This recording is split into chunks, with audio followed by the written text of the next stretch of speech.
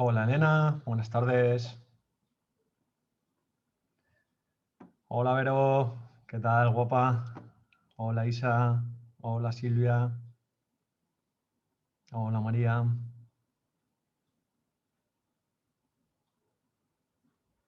Hola Bárbara, buenas.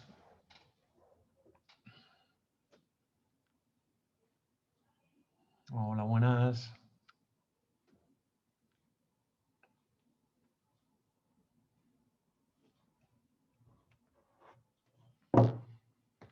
Hola Ana María.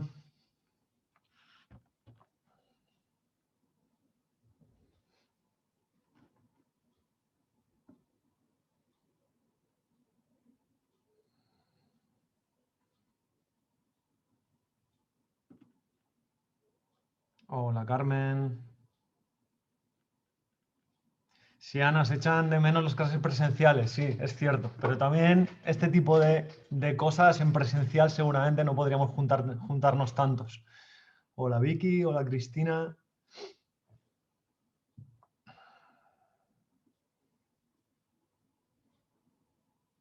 Pero sí hay ganas de poder estar, ¿no? Estar presencialmente y también esa parte de compartir se genera mucha más cercanía en las clases presenciales.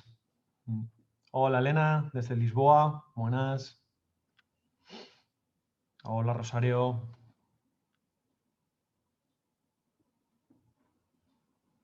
Buenas. Un minutito nos queda y empezamos.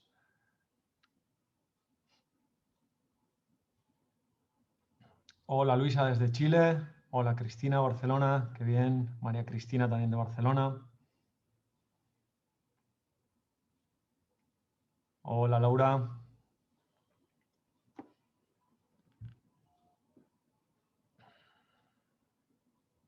Hola Bárbara desde el Pirineo francés. Qué bonito.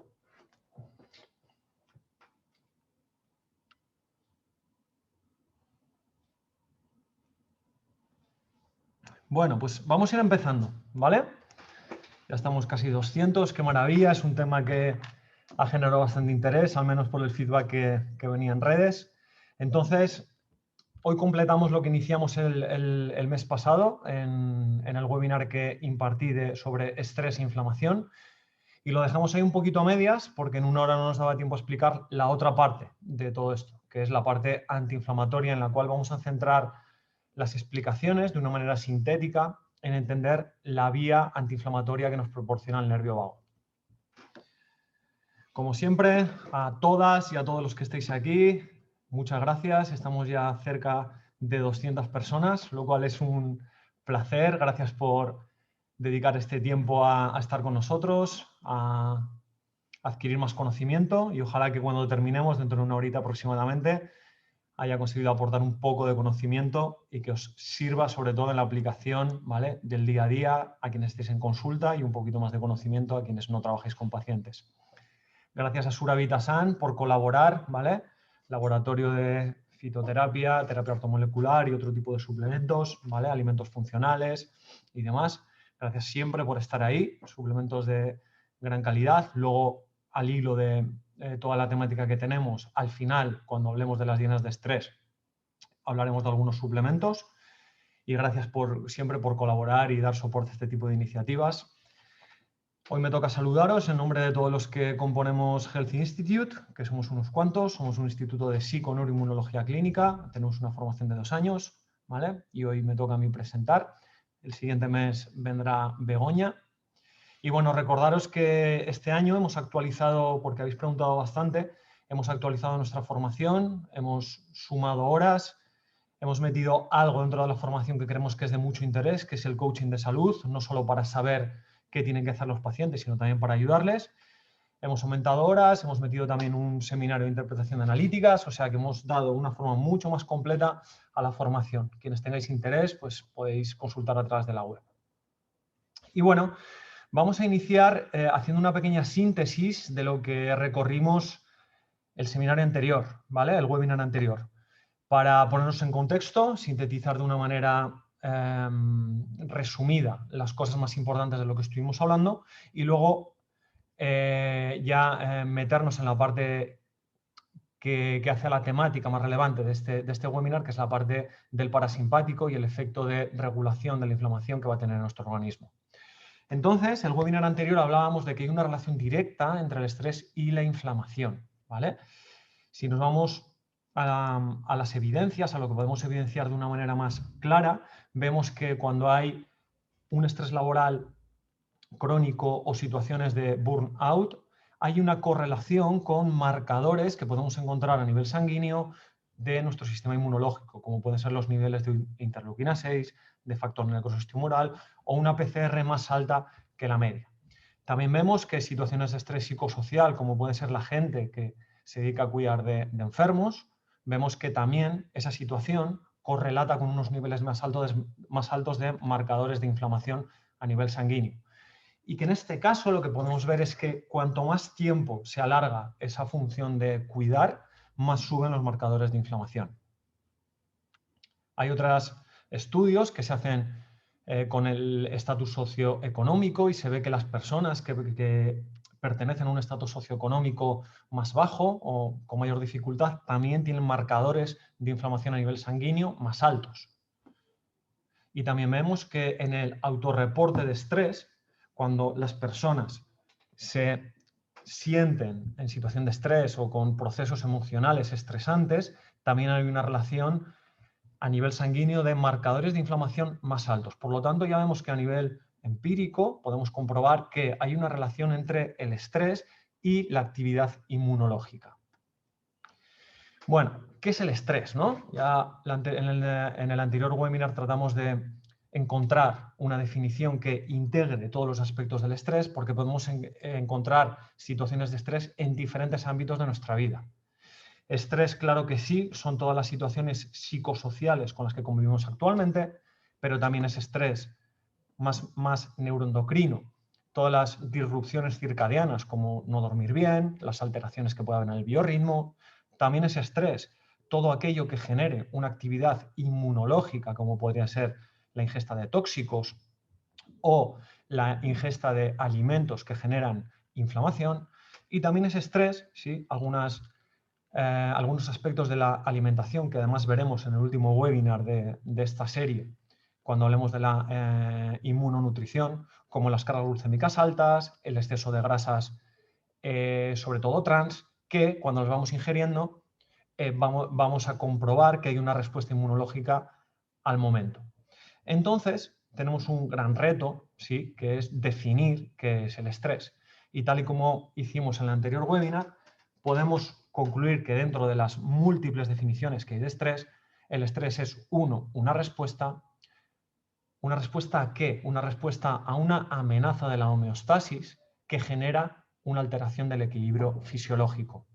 Entonces, las amenazas a la homeostasis, como veíamos antes en los diferentes tipos de estrés con los cuales convivimos, tenemos diferentes, desde la parte psicosocial, la parte física, la parte nutricional, etcétera, etcétera. Todo aquello que sea una amenaza real o imaginada a nuestra homeostasis correlata con una respuesta de estrés y una modificación de la fisiología mientras estamos respondiendo a ese estresor.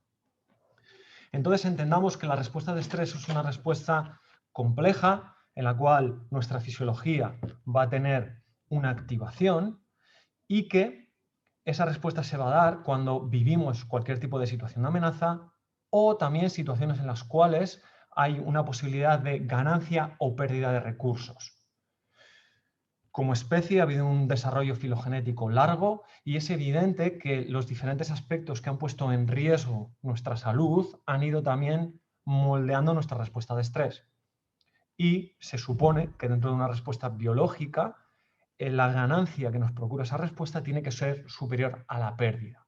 ¿Qué es lo que ocurre? Que como vamos a ir viendo, hemos entrado en una situación en la cual vivimos con una serie de estresores, en los cuales o ante los cuales la pérdida que nos genera la respuesta de estrés es superior a la ganancia. Es decir, hemos generado un contexto para el cual biológicamente nuestras respuestas no son adecuadas.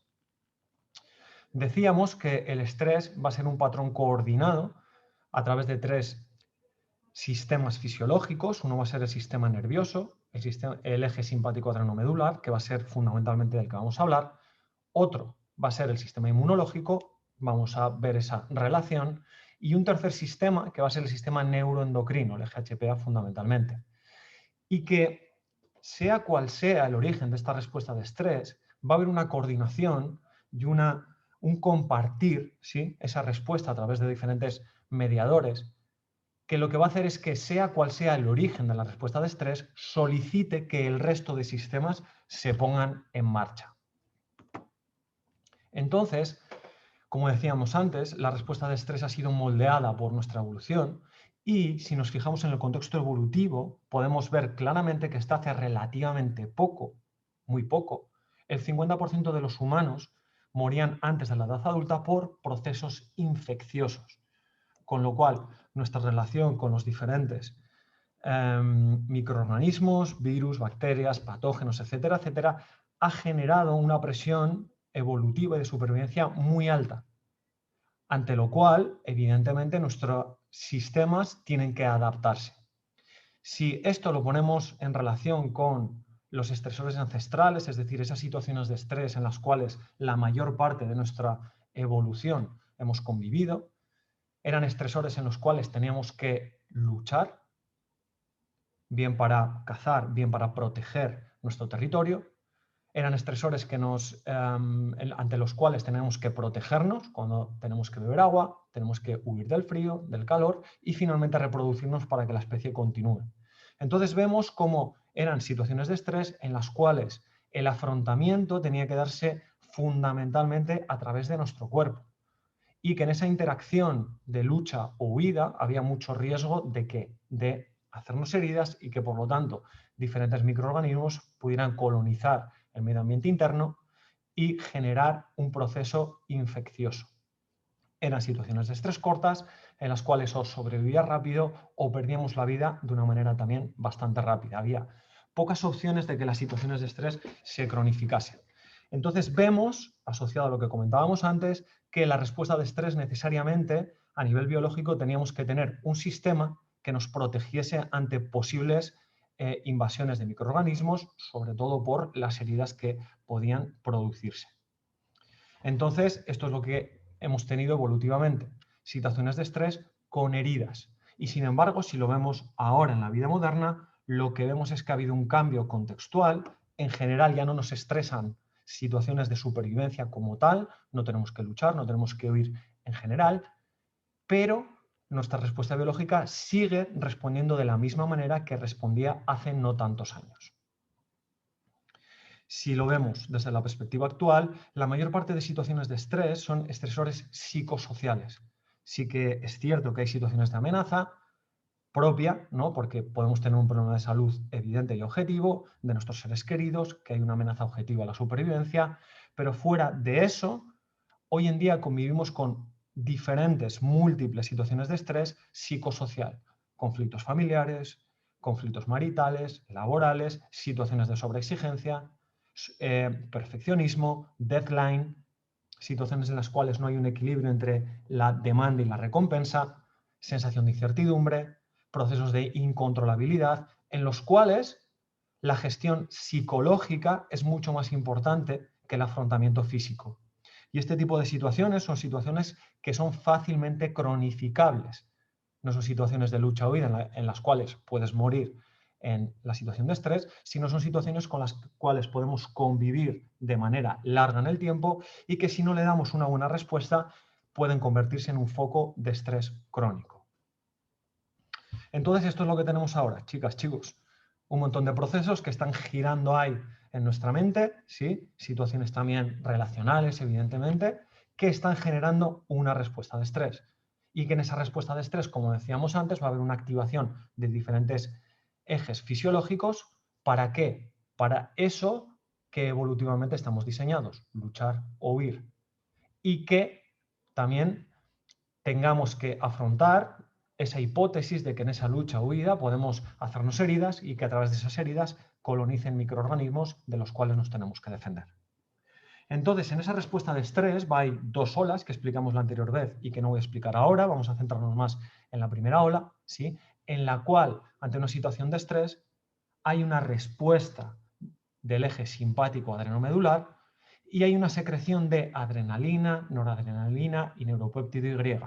Las neurotransmisores que nos interesan ahora son la adrenalina y la noradrenalina, para que recordemos la asociación que hay entre esa respuesta de estrés y nuestro sistema inmunológico.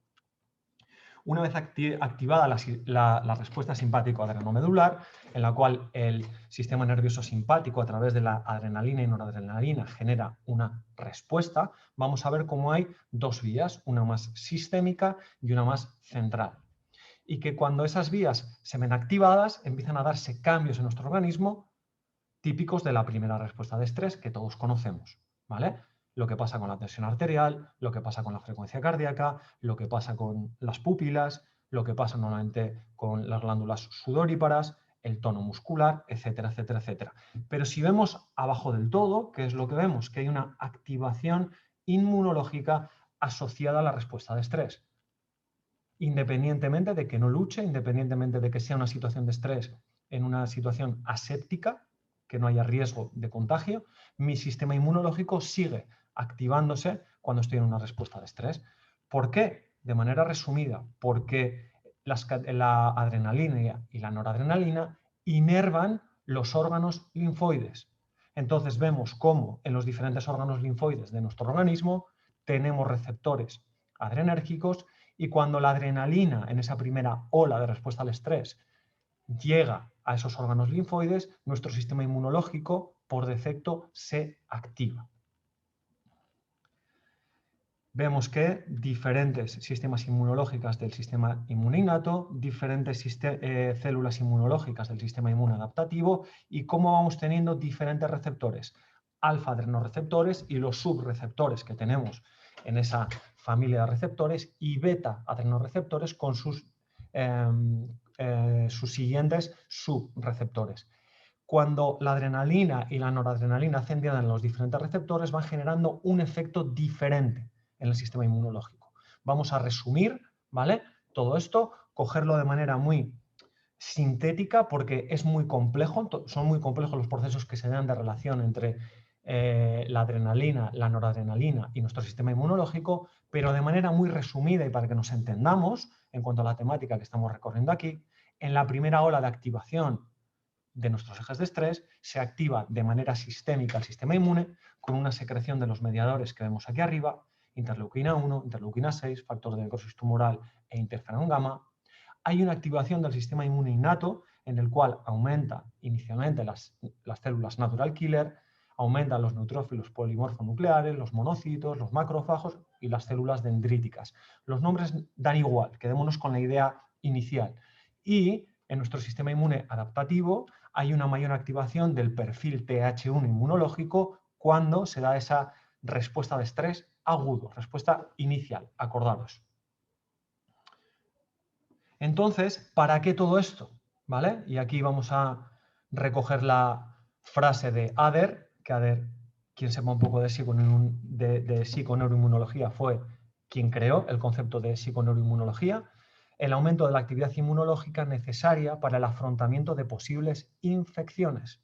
Ese es el objetivo inicial de nuestro sistema inmune.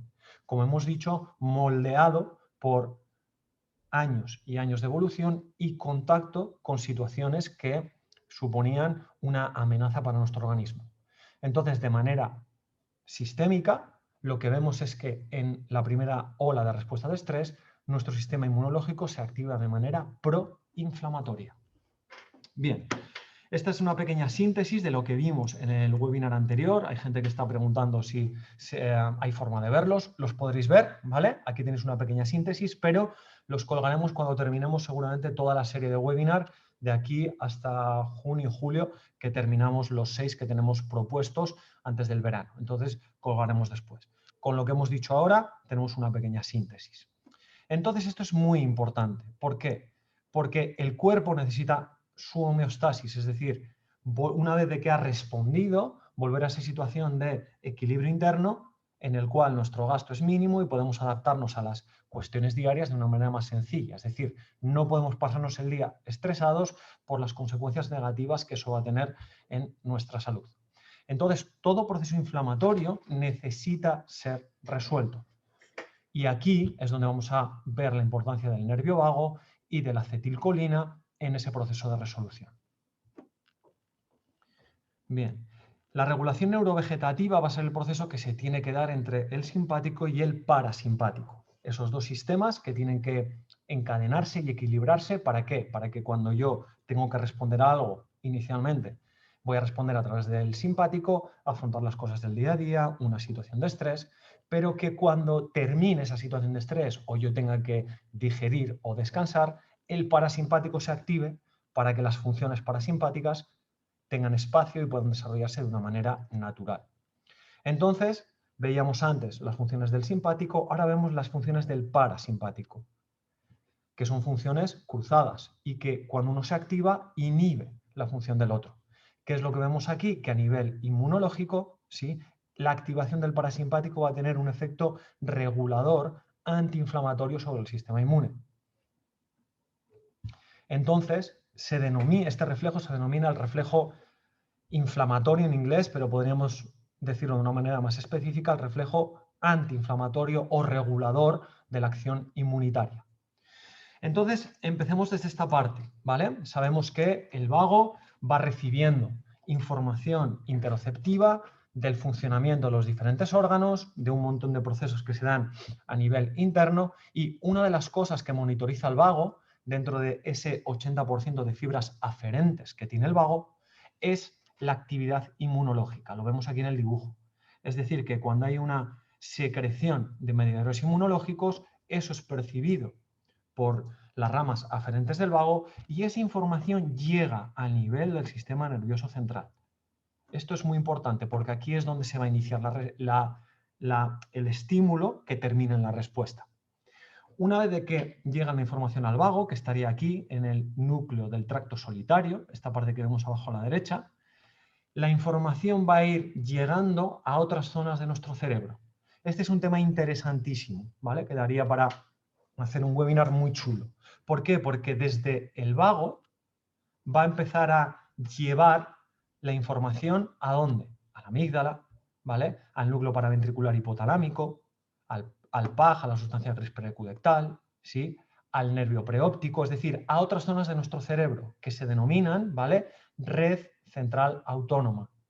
Y todo esto lo que hace es condicionar la actividad de nuestro cerebro. Es decir, cuando llega información del vago y esta, por ejemplo, hace diana en el locus cerúleo, ¿qué es lo que se puede generar? Ansiedad, ¿vale? Cuando llega a la amígdala, esa información puede generar que nuestros procesos emocionales sean más reactivos. Cuando llega al núcleo parabraquial, tiene que ver con la respiración, con el dolor. Cuando llega al núcleo paraventricular hipotalámico, con el inicio de una de las vías de respuesta, que va a ser el GHPA. El área periódica media tiene que ver con el sueño y con la sed. El nuclear 4 con el hambre. Y la médula ventrolateral son zonas medulares de respuesta. Entonces lo que vemos es que toda la información que está llegando a través del vago, no solo la de los mediadores inflamatorios, sino también qué está pasando en el intestino, si hay un déficit nutricional, todo este tipo de cosas, después van a condicionar la actividad de nuestro cerebro. Y esta es una de las vías, sintetizándolo mucho, que nos relacionan procesos como afectación a la microbiota, ¿sí?, situaciones de inflamación a nivel intestinal y cambios que se pueden dar en nuestro estado anímico. Porque aquí estamos hablando de un montón de centros que condicionan que la respuesta autónoma, la respuesta endocrina, pero también la respuesta conductual y cognitiva. Esto es muy importante. Entonces, las señales proinflamatorias van a ser percibidas por ese vago y en ese momento se va a producir lo que se llama un reflejo de autorregulación adrenérgica, que va a ir por dos vías. Una que hoy nos interesa menos, que es la secreción de la activación del GHPA con la secreción de cortisol, que va a regular también el sistema inmunológico, y la segunda, que es la que más nos interesa, que es la estimulación del reflejo vagal. Entonces decíamos que van a llegar la información aferente del vago, lo tenemos aquí en el cuadrito azul, se va a integrar toda esa información en la red central autónoma y va a empezar a responder por dos vías. Hemos dicho una, el GHPA. Sabemos que hipotálamo y hipófisis suprarrenales secreción de cortisol en la corteza suprarrenal y que el cortisol por sí mismo también es un regulador del sistema inmunológico, ¿vale? Entonces vemos cómo para nuestro organismo es muy, muy importante regular los procesos de inflamación. Y la segunda eferencia, es decir, la segunda rama de respuesta, que va a ser la eferencia a través del nervio vago. ¿Qué es lo que va a ocurrir? Que esas aferencias vagales van a generar una cascada de respuestas que van a terminar produciendo acetilcolina y bajando la respuesta inmunológica. Entonces, esto tiene varios pasos, ¿vale? Porque cuando leo los estudios y cómo se ha llegado a este tipo de conclusiones, se descubre que no hay una inervación directa del vago a los macrófagos, por ejemplo. Ni siquiera parece que hay una inervación directa del vago a algunos órganos linfoides. Entonces hay una serie de pasos intermedios hasta que ocurre la regulación, pero que siempre son estimulados en el inicio por la activación del vago. Vamos a verlos. Aferencias vagales, 1. Estimulación del vago es una estimulación colinérgica, es decir, a través de la acetilcolina, que va a llegar y va a activar el bazo. El bazo sabemos que es un órgano linfoide. Esto pasa en otros órganos, pero el bazo es el más estudiado. Una vez que se estimula el bazo, aquí va a haber una secreción de adrenalina, ¿vale? Como decíamos antes, no hay inervación directa, ¿vale? Del vago hasta los efectores inmunológicos. Entonces hay primero una estimulación del ganglio celíaco, se segrega adrenalina, ¿vale? Esa adrenalina hace diana en los receptores beta de diferentes células, por ejemplo, los linfocitos T, y es aquí donde se produce acetilcolina que termina haciendo diana, por ejemplo, en los macrófagos, y donde se termina generando la disminución de mediadores inflamatorios. Por lo tanto, es un reflejo en diferentes pasos, pero un reflejo que necesariamente requiere de la estimulación del nervio vago. Lo que se ve es que algunos mediadores inmunológicos, cuando son estimulados por esta vía, tienen la capacidad de producir acetilcolina que termina generando la respuesta antiinflamatoria. Entonces, de manera muy sintética, este es el proceso. Nuestro organismo percibe que hay inflamación. Una de las vías hemos dicho que sería el eje HPA y también estimula la vía antiinflamatoria mediada por el vago. Paso inicial, ¿sí? Estimulación del ganglio celíaco. Desde el ganglio celíaco, a través de la adrenalina, se estimula el bazo genera adrenalina y estimula a través de los receptores 2 beta-adrenérgicos las células inmunológicas, y aquí se produce la acetilcolina para silenciar, ir bajando la actividad proinflamatoria. Este es el proceso. Entonces, el reflejo antiinflamatorio regula la producción de citoquinas para prevenir un potencial daño a nuestro propio organismo por mediadores proinflamatorios sobre el cuerpo. Y esto se ve cuando, por ejemplo, hay una sepsis, ¿vale? Hay procesos como los del COVID, ¿vale? Con esa respuesta excesiva de nuestro sistema inmunológico, en la cual el vago no es capaz de regular el proceso proinflamatorio, y lo que ocurre es que hay una sobreactivación del sistema inmunológico. Por eso la función vagal es clave en todo este proceso. Dentro de las células inmunes vemos que tienen dos tipos de receptores, ¿vale? Dentro de los receptores de acetilcolina, ¿vale? De la secreción del neurotransmisor generado por el vago, tenemos dos tipos de receptores: los receptores nicotínicos y los receptores muscarínicos. En concreto, los que vemos a nivel del sistema inmunológico son los primeros, los receptores nicotínicos. Entonces, cuando se genera esa acetilcolina, como vemos aquí en el cuadrito abajo a la derecha, en rojo, hay un tipo de receptores que son los alfa 7, ¿vale? Receptores nicotínicos de acetilcolina que responden a esa producción de acetilcolina. Y en la respuesta lo que vemos es que cuando la acetilcolina hace diana, regula la producción de factor de necrosis tumoral, de interleuquina 6, de nucleofactor kappa beta, etcétera, etcétera. Es decir, lo que va haciendo es disminuir la actividad del sistema inmune. Bien.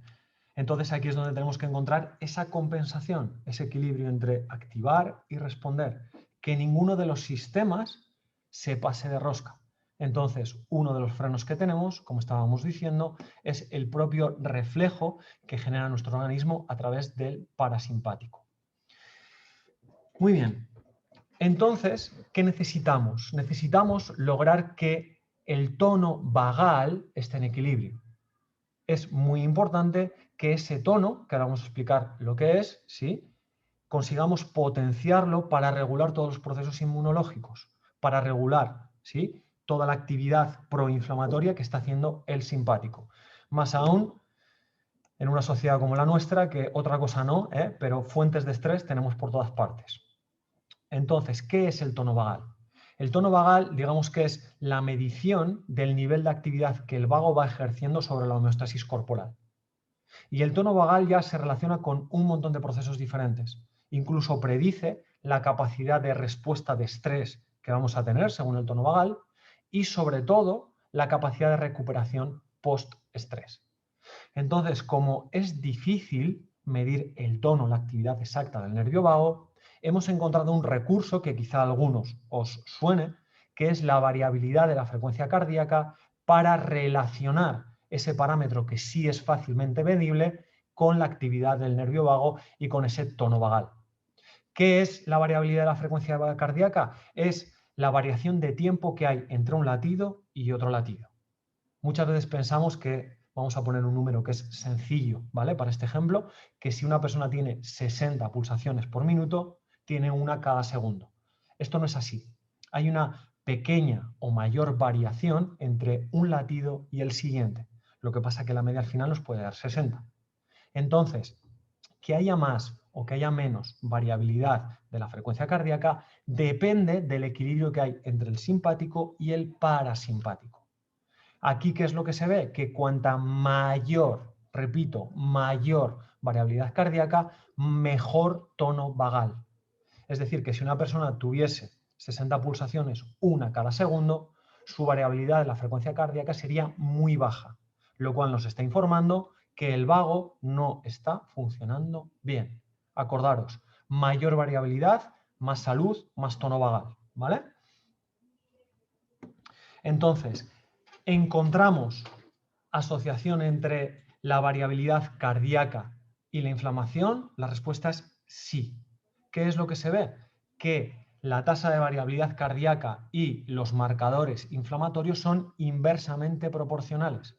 Mayor variabilidad cardíaca, que equivale, acordaros, a más tono vagal, se relaciona con menor cantidad de marcadores de inflamación a nivel sanguíneo, con una menor, ¿sí?, actividad de la PCR. Es un marcador, la tasa de variabilidad cardíaca, es un marcador muy utilizado en la patología cardiovascular, ¿sí?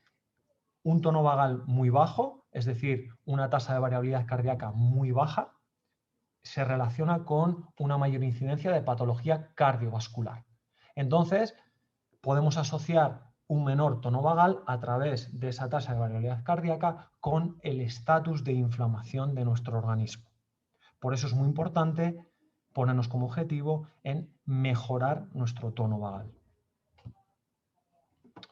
Muy bien. Entonces necesitamos que vaguear un poco, es decir, coger nuestro nervio vago y estimularlo por alguna vía. Vamos a tener vías más alopáticas, ¿vale?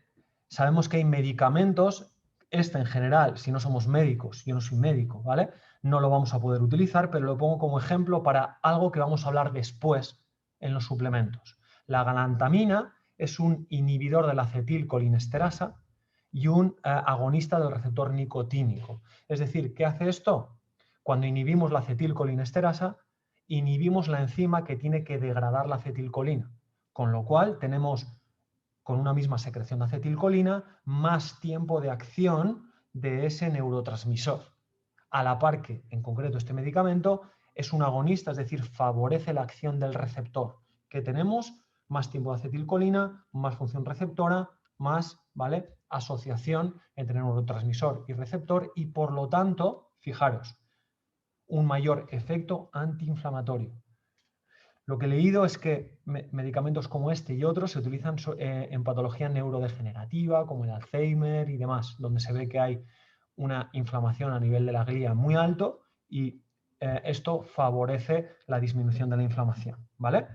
Lo que más nos interesa de esto es que nos acordemos de inhibición de la acetilcolinesterasa, por lo que veremos después con los suplementos. Estimulación directa del vago. Esto se utiliza, por ejemplo, en personas con epilepsia, ¿sí? Y también se está empezando a utilizar en personas con patología inflamatoria intestinal. Se hace, ¿vale?, una llegada al vago de manera invasiva o no invasiva y se pone algún estimulador, y lo que se hace es, cuando en personas que tienen ataques de epilepsia, tienen un dispositivo por el cual, evidentemente durante el ataque la persona no puede, pero alguien que sea cercano estimule el nervio vago para bajar la acción, ¿sí?, del brote epiléptico. Pero esto, como os decía, se está empezando a ensayar desde hace tiempo también en gente que tiene patología inflamatoria intestinal de la misma manera y con resultados que, bueno, están siendo esperanzadores. Aparte de todo esto, ¿con qué contamos? Con la medicina low cost. Chicas, chicos, ejercicio físico mejora el tono vagal. Entonces, el ejercicio físico, que es una necesidad, no es un hobby, es decir, el ejercicio es completamente necesario para nuestra salud, ¿vale? Mejora el tono vagal. Pone Sara, no, esto no tiene que ver con la terapia neural, ¿vale? Lo que estoy hablando. Y sí hay, decía Alex, estoy leyendo algunas cosas, hay aparatos que miden la variabilidad cardíaca de una manera muy sencilla, muy sencilla. O sea, medir el tono directamente vagal es muy complicado, pero hay aparatos que miden esa tasa de variabilidad de manera muy sencilla. O sea, que si queréis, os lo podéis medir, ¿vale?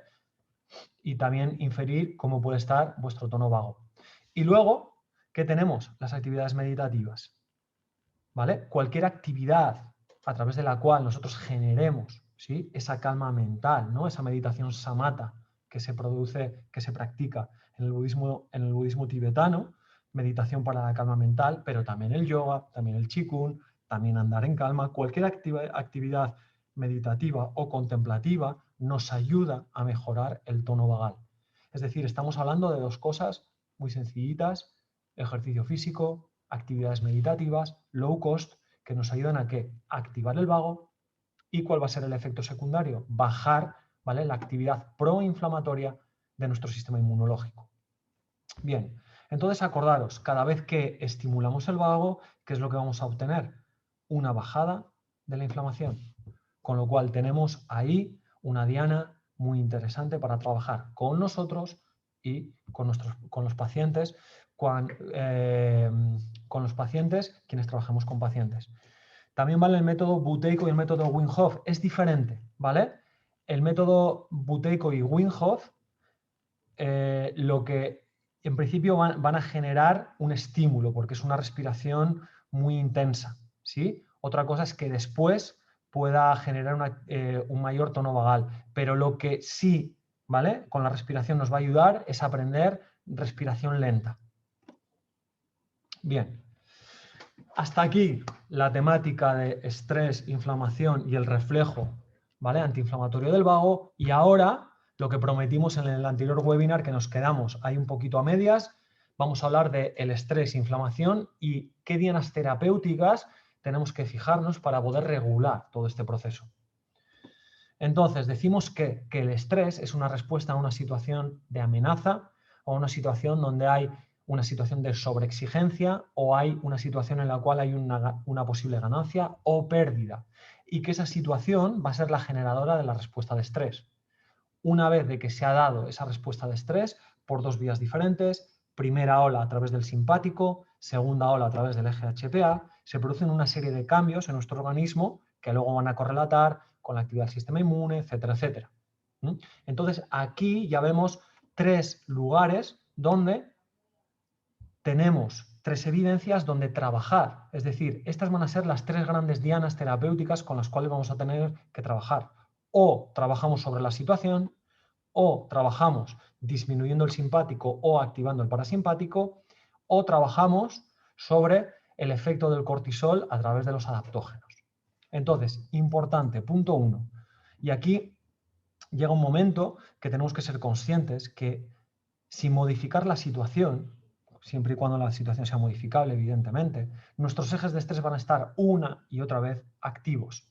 Es decir, que si yo tengo que resolver un problema con un familiar, un problema laboral, lo que sea necesito tomar decisiones. Entonces, no pensemos, ¿sí?, que solo con dar suplementos, que vamos a hablar ahora, con hacer deporte, ¿vale?, o con meditar, va a llegar.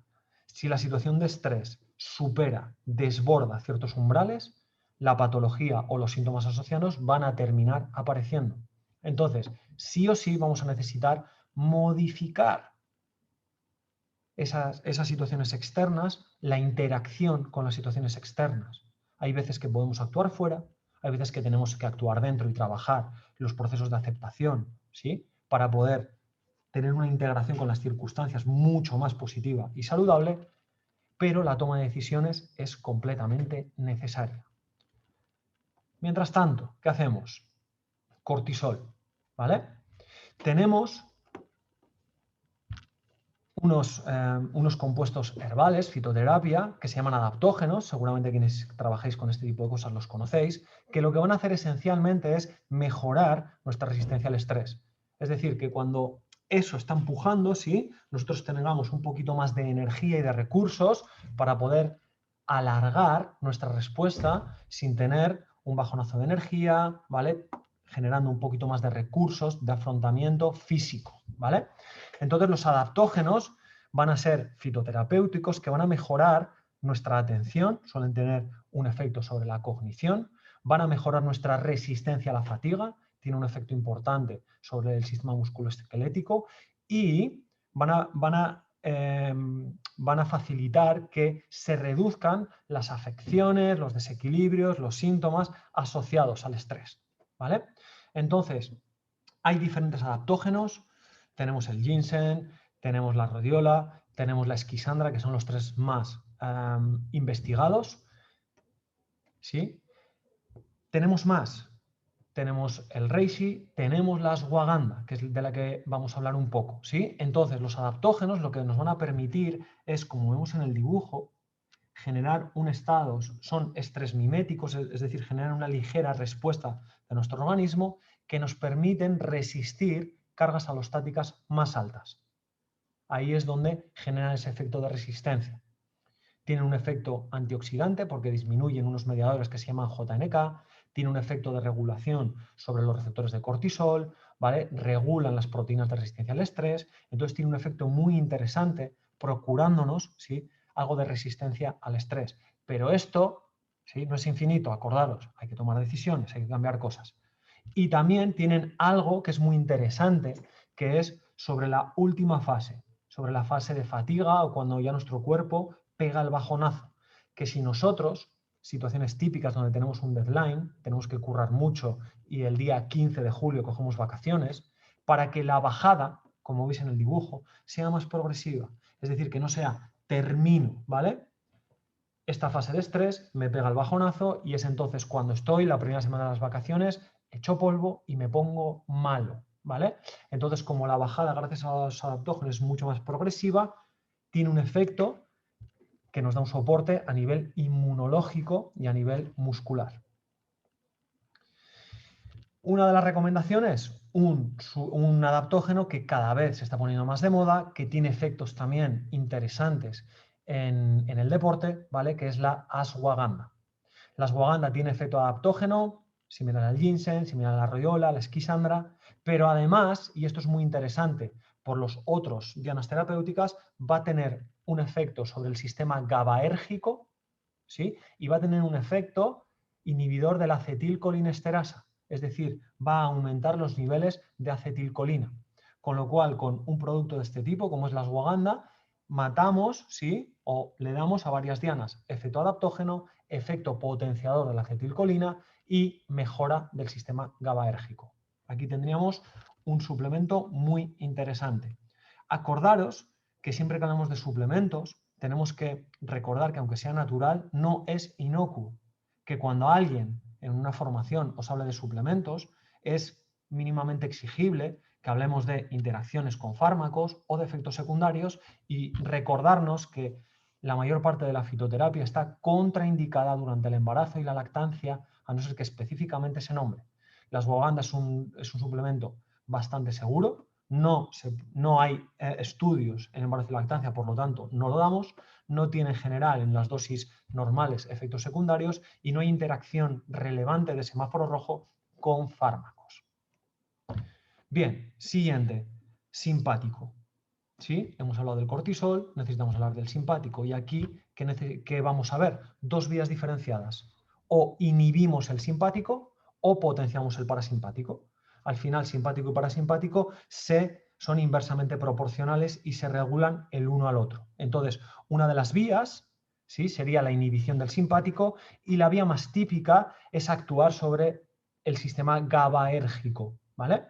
Para que sepáis, las benzodiazepinas, que son los ansiolíticos más típicos que se usan en la medicina alopática, lo que hacen es actuar en el receptor GABAérgico, en el receptor de benzodiazepina, ¿sí?, aumentando el tiempo y la función de ese receptor. A ese receptor se va a vincular la molécula de GABA, ¿vale?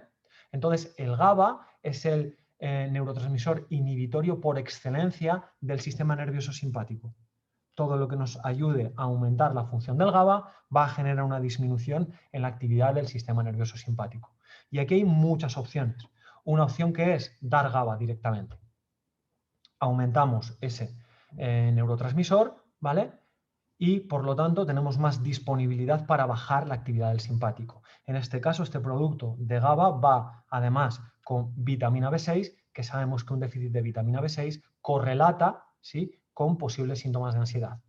En general, el GABA es también un suplemento muy seguro y sí se puede dar en combinación tanto con antidepresivos o con ansiolíticos, no hay problema. ¿Qué podemos utilizar? Suplementos que regulen la vía GABAérgica, esos receptores de GABA. Por ejemplo, el aceite esencial de lavanda.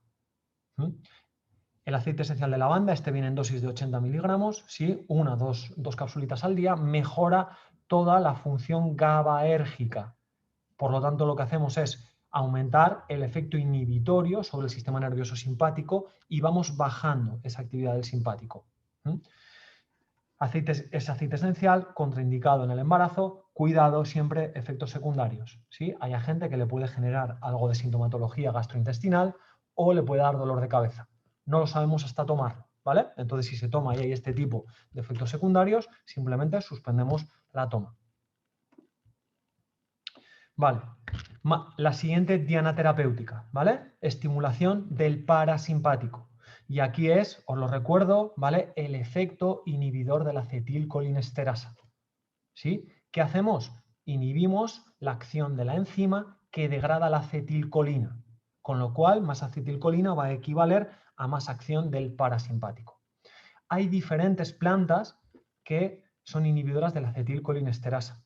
Una fácil de encontrar es el Ginkgo biloba.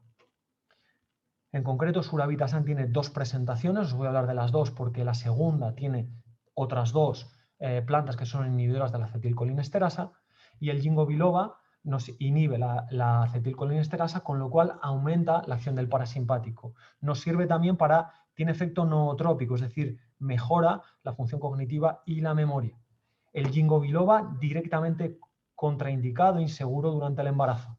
Y acordaros, en dosis altas puede generar también síntomas gastrointestinales, palpitaciones, estreñimiento, náuseas y contraindicado rojo con estos dos fármacos, ¿vale? Efavirenz y talinolol, ¿sí? Entonces, quienes nos dedicamos a estar en consulta, es completamente necesario tener en cuenta siempre los medicamentos que pueden estar tomando nuestros pacientes. Hay otra presentación en la cual Ginkgo biloba fórmula le sumamos a todo esto otras dos plantas que son inhibidoras de la acetilcolinesterasa. Una es la Upercia serrata y otra es la Bacopa muniera. Y en concreto, tened en cuenta que en la última formulación de este producto se metió una Upercia más potente y que sí que es cierto que a algunas personas les pueden dar síntomas digestivos. Entonces, tener en cuenta, ¿vale?, esa posible efecto secundario. Además, tiene otro nootrópico, que es la fosfatildilserina, ¿sí? Es un producto que funciona muy bien para el rendimiento cognitivo. Épocas de que hay que leer mucho, que hay que memorizar mucho, exámenes y demás. Y también podemos jugar con un producto integrativo, ¿vale? Integrativo, ¿qué quiere decir? Que tiene un poco de todo, como es el Zen Plus. Aquí, ¿qué es lo que vamos a tener? Posibles carencias que pueden correlatar con la ansiedad, ¿vale? Déficit de vitaminas del grupo B, sobre todo la B6, o déficit de inositol. Además de esto, tenemos algunas plantas que tienen efecto ansiolítico por la vía GABAérgica. Acordaros, la L-teanina, la ashwagandha, la pasiflora y la magnolia. Además de esto, tenemos efecto adaptógeno, ¿sí? Rodiola, ashwagandha, que hemos hablado antes, el astrágalo y el felodendrón. Estos 4 tienen efecto adaptógeno. Y tenemos efecto regulador de los neurotransmisores, porque la rodiola y la magnolia tienen efecto inhibidor de las monoaminas, con lo cual aumentan los niveles de serotonina y dopamina, y la azufaifa roja, que tiene un efecto sedativo. Entonces aquí encontramos un tipo de producto que integra diferentes efectos a través de los fitoterapéuticos y que nos ayuda en los diferentes dianas que hemos estado comentando antes. Importante, contraindicaciones absolutas, prohibido con antidepresivos y completamente contraindicado en el embarazo. Bien, entonces, hasta aquí la clase, ¿vale? Y ahora sí que dejamos 10 minutitos, leo un poco el chat, ¿vale? Hasta ahora he leído cosas muy sueltas y contesto a dudas, ¿vale? El ginkgo biloba con lorazepam o diazepam yo creo que no tiene contraindicaciones, ¿vale? Alguno que no dé problemas digestivos. Depende, Miguel Ángel, de las dosis y del laboratorio. Verónica dice, tomo ashwagandha y me picaba todo el cuerpo. A mi sobrina le pasó lo mismo. ¿Tienes constancia de efecto secundario? Yo, con la marca que utilizo, esta marca no me ha dado esos problemas, ¿vale? Normalmente yo no he visto que dé en general ese tipo de problemas. Podría ser que algún excipiente del que estás tomando los podría dar. ¿El ejercicio Wim Hof puede ayudar a cambios perceptivos que contribuyan al reencuadre? Eso es otra temática. Vale. Millón de gracias. Pobres embarazadas. ¿No? Sí, las embarazadas, el 99% de las cosas están sin evidencia y por lo tanto hay que descartarlas o contraindicadas. Vale. Mira, Ingrid nos aporta. La ashwagandha es una solanácea y a veces puede dar problemas por ese motivo, pero es una dosis muy pequeña, muy pequeña. ¿Vale? Al final es un extracto. Terapia cronosacral y somatoemocional, aumenta el sistema vagal. La terapia cronosacral sí, la somatoemocional inicialmente no, ¿vale? Porque hay un afrontamiento de emociones que te va a estresar, ¿vale, Mabel? ¿Consumir ashwagandha en la noche y ginkgo biloba en el día puede tener un efecto sinérgico? Sí, la ashwagandha la puedes consumir en cualquier momento. Dentro de los adaptógenos, yo es el único que daría por la noche, por el efecto que tiene ansiolítico, ¿vale? Hay estudios que relacionan toma de ashwagandha y mejora del sueño. Muy interesante. ¿Con tratamiento de cáncer? Depende del tratamiento del cáncer, Luz Estela.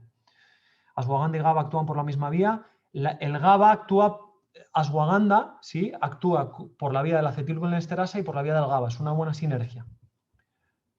Los productos de Suravitasan son sin gluten. Hasta donde sé, creo que en general sí, pero creo que tenemos alguno de los comerciales que podrían contestar, ¿vale?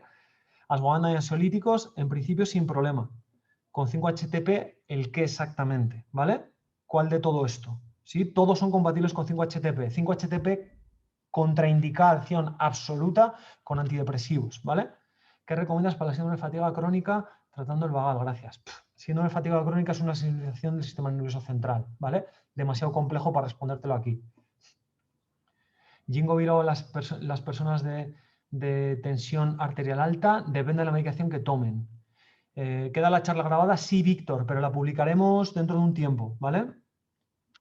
A mí ashwagandha me dio efecto diurético y enrojecimiento facial. Mira a ver con alguna otra marca, Ana, ¿vale? Yo no he tenido problemas de ese tipo, pero bueno, ya sois varios los que habláis de cosas de picor, enrojecimiento.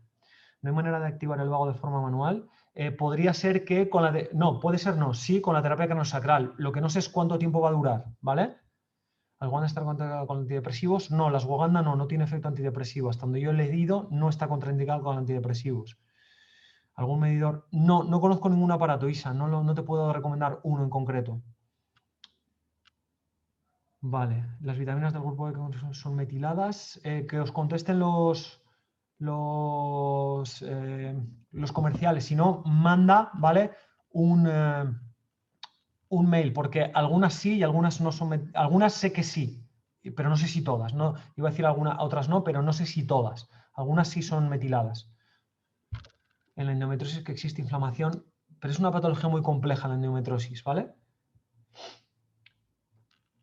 Con el 5-HTP no, con lo que he propuesto no hay ningún problema.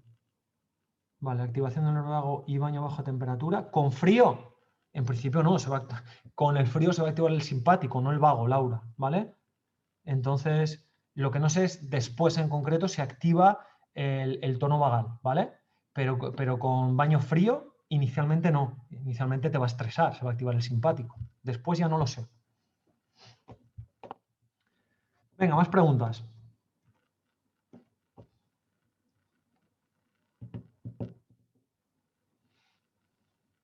Vitaminas coencimadas y metiladas. Perfecto, gracias Ana, ¿vale? Las vitaminas siempre coencimadas y metiladas, ¿vale? Asimilación más fácil y acción más directa, o sea que perfecto.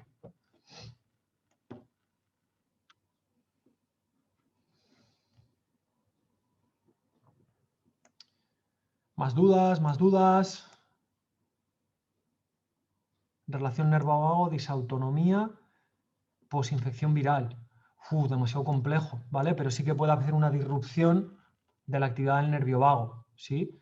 Entonces, pero lo que estás planteando es demasiado complejo. Después de una infección viral, lo que puede haber es un exceso de actividad inmunológica que inhiba el nervio vago. Dosis de ashwagandha depende. Hasta 1 gramo sin ningún problema, Carol. Personas con síndrome de Raynaud, ¿cuál recomiendas? En principio no es una contraindicación con síndrome de Raynaud, habría que ver, ¿vale? CBD activa el nervio vago, no directamente, la acción del CBD es en los receptores de cannabinoides. Entonces, no es solo el sistema GABAérgico, lo que pasa es que va a generar una regulación que puede correlatar posteriormente con más calma y que eso ayuda al nervio vago. Una estimulación... espera, que me estoy perdiendo. ¿Una estimulación con masajes del sistema linfático puede ayudar? Sí, sí, seguramente durante la consulta vas a activar el nervio vago. ¿Cuánto va a quedar activo? No lo sé. Infecciones de bajo grado también inhibirán el sistema inmunitario. ¿Cómo suplementas eso? La infección de bajo grado en principio no va a inhibir, va a estimular el sistema inmunitario, ¿vale? ¿Cómo suplementas eso? Depende del proceso infeccioso, ¿sí? Puedes trabajar con aceite de semilla de pomelo, puedes trabajar con aceite de orégano, puedes trabajar con extracto de ajo, puedes trabajar con bastantes cosas. El ejercicio de baja media intensidad, lo mejor, Chris, lo mejor. ¿Hay algún suplemento para hipotensión por Parkinson? Para hipotensión por Parkinson, de lo que hemos hablado no, ¿vale? Síndrome cardíaco está relacionado con el nervio vago. No sé a qué te refieres con síndrome cardíaco, Mariluz, ¿vale? Pero si hay un síndrome, sobre todo de exceso de actividad cardíaca, va a estar relacionada con una simpaticotonía que inhibe a la baja la actividad del nervio vago, ¿vale? Jingo, ¿cuánto tiempo se puede tomar ininterrumpidamente? Depende un poco de la persona, pero 5 o 6 meses no va a haber mucho problema, ¿vale? Joana, 1.000.000 de gracias, me ha parecido súper interesante, gracias a ti. De las siguientes formas se puede estimular el vago. Hemos comentado antes, ¿vale? Muy low cost, deporte y meditación, ¿sí? Luego todo lo que te lleve seguramente a socializar y te genere oxitocina va a tener un efecto regulador del vago también, ¿vale? Entonces todo lo que te lleva a la calma va a estimular el nervio vago. Estamos hablando de lo que se ve que utilizado de manera habitual mejora el tono vagal. ¿Algún problema de efecto sobredosis con estos adaptógenos? Santiago, depende de los que tomes, pero en las dosis habituales, en las recomendadas por el propio producto, en las dosis terapéuticas, en general no suele haber problema. Con las Wanda yo no he tenido ningún problema. Están comentando efectos secundarios que de verdad yo no he tenido en la práctica clínica, pero me los apunto, ¿vale? Con el ginseng puedes tener problemas de rojez, de exantema, ¿vale? Pero con el resto no muchos. Dependencia no suele haber dependencia. Tiempo máximo de consumo, normalmente haces una intervención sintomatológica. Si tiene una serie de síntomas, das una suplementación para tratar de regular esos síntomas. Cuando bajan los síntomas, se acabó. No queremos generar dependencia a suplementos, ¿vale? Gracias a ti, María José. ¿Ayudaría a activar el tono vagal a bajar en exceso la dopamina? No va por la misma vía. No va por la misma vía. No sé a qué te refieres con bajar la dopamina, ¿vale? Pero dopamina, es que la dopamina va por otra vía. Por ejemplo, los ganglios basales. Síndrome de Tourette. Depende de la patología que tienes. El síndrome de Tourette son ese tipo de movimientos excesivos, ¿vale? Pero yo diría que para esto en concreto sería algo a explorar. Podría ser que disminuya el movimiento repetitivo, ¿vale? Pero es que no va por la vía del simpático, va por la vía dopaminérgica. Elvira, gracias Iker, muchas gracias a ti. Muy interesante. Gracias María, gracias Cristina, Miguel Ángel, gracias, muchas gracias, gracias. Ashwagandha con hipotiroidismo, en principio sí, no tiene una relación directa con la acción tiroidea, ¿vale? Pero hay que verlo, ¿sí? Hay que ver, pero toma, empieza por dosis bajas y vete subiendo. Mariví, gracias Sonsoles, gracias a ti. Vale, muchas gracias. Bueno. ¿Dormir bien es bueno para el vago? Sí, John, totalmente. Dormir bien es bueno para todo y dormir mal es malo para absolutamente todo, ¿vale? Entonces, conseguir dormir bien es una diana terapéutica súper necesaria para nuestros pacientes, ¿vale? Zoraida, gracias. A ti, Santiago, vale, claro. A ti, Santiago, gracias. Ya hay relojes deportivos que miden la variabilidad cardíaca. Gracias, John. Sí, yo creo que son esos que te van marcando el estrés, cuando estás más estresado o menos estresado, ¿vale? Entonces, la variabilidad cardíaca es muy sencilla de medir y es un buen marcador del tono vagal. Muchas gracias, muy interesante. Gracias a ti, Elena. Susana, gracias. Melatonina con GABA ayudaría si son vías diferentes, ¿vale? Entonces la melatonina, de todas formas, la suplementación con melatonina, la melatonina es un regulador del sistema GABAérgico, o sea que ayudaría. Hace una sinergia muy chula, ¿vale? Gracias. Los adaptógenos como ginseng, que son excitantes, pueden provocar crisis de pánico en personas con trastorno de ansiedad. Podría ser que sí. Yo con una persona con ansiedad no usaría ginseng, ¿vale? Porque el ginseng puede subir un poco la tensión arterial y la frecuencia cardíaca. Entonces, utilizaría otro. Utiliza rodiola, por ejemplo, o utiliza ashwagandha. Esther, gracias. Ginkgo biloba para problemas de memoria, sí, es un nootrópico, ¿vale? Muchas gracias. Gracias, Sara. Es que ricasco, Suri, Sara. Gracias, Carmen, gracias, ¿vale? Ainara, gracias. ¿Hay una forma de volver a escuchar la clase de hoy? Sí, cuando la volvamos la publicaremos, ¿vale? Pero queremos promover un poco que os apuntéis al webinar y por eso, bueno, pues las guardamos y las publicaremos después, ¿sí? Porque si no la gente va, como la voy a grabar, no voy, ¿no? Entonces queremos promover esto un poco, pero sí lo sacaremos. Gracias, Beatriz, un placer. Gracias. Vale. A ver si más preguntas. Qué bien, me alegro que os haya gustado tanto, qué bien. Antonia, ¿cuánto tiempo? Ya os digo que hay que tomarlo a nivel sintomático, ¿vale? Sobre todo cuando tienes una alergia, cuando estás en una época de estrés. No se trata de ser dependientes de los suplementos por muy naturales que sean. No genera adaptación de receptores, como puede generar el CBD o como puede generar, ¿vale? Tomar esto, lo diré, no me sale el nombre, el precursor de dopamina, ledopa, ¿vale? Mucuna, que no me salía. Entonces, no hay ese problema, pero no hay que ser dependientes tampoco de los suplementos. Hay que tomarlos, ¿vale? Quitando, si quieres cubrir necesidades básicas como un multivitamínico, un multimineral, o un alimento funcional como la cúrcuma fermentada o el jengibre fermentado, que es un alimento del día a día y que te va a generar un efecto bueno, pero lo demás, la ashwagandha, el adaptógeno tiene que ser transitorio, ¿vale? Vale. Gracias a ti, Orlando. Náuseas relacionadas con el tono vagal podría ser que si es excesivo de esa sintomatología de náuseas, sí. Vale, colocar pañuelo húmedo, aguantar la respiración, beber un vaso, inspirar profundamente hinchando el vientre, mejor forma de estimular el nervio vago, oxigenar la sangre. Respiración lenta funciona muy bien, ¿vale? Ricardo, al final, si tú estimulas o alargas mucho la exhalación, funciona bien. Gracias. Melatonina con GABA para dormir crea adicción como tal, no, puede generar un poco de dependencia psicológica, ¿vale? Que ya es una muleta, pero adicción como tal, como los ansiolíticos, no. Muchas gracias, Iker, gracias, aguanta más melatonina, vale, muy bien. Bueno, me alegro que os haya gustado, equipo, ¿vale? Gracias, Alex, gracias, María, Estrella, pues perfecto. Pensaba que se nos iba a alargar un poco más, pero hemos terminado más o menos en hora, esa horita prometida. Así que nada, el mes que viene vendrá mi compañera Begoña con otro webinar, ¿vale?